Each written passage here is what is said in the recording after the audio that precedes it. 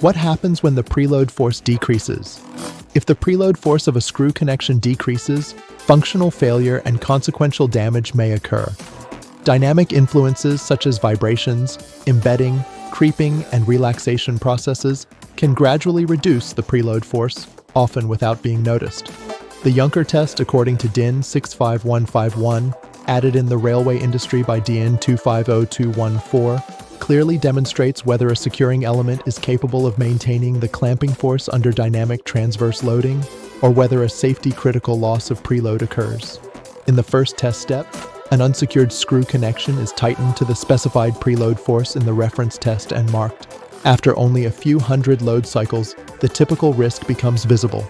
The marking shifts. The screw begins to rotate.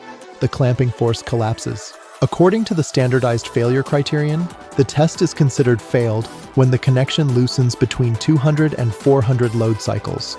Based on this validated reference condition, the comparative test is carried out with a classic combination of washer and spring washer.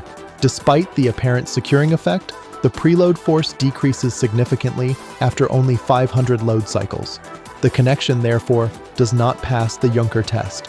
In the third test configuration, the NSK-washer, the multifunctional screw locking element, is used. Due to the combined force and form-fit effect, the preload force remains stable even in stainless steel screw connections. After 2,000 load cycles, the screw position remains unchanged, while a high residual spring force continues to maintain the clamping force.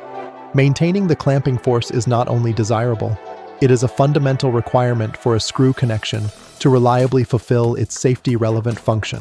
If the preload force nevertheless drops below the required level, loosening protection becomes essential in order to prevent functional disturbances despite relative movements within the connection.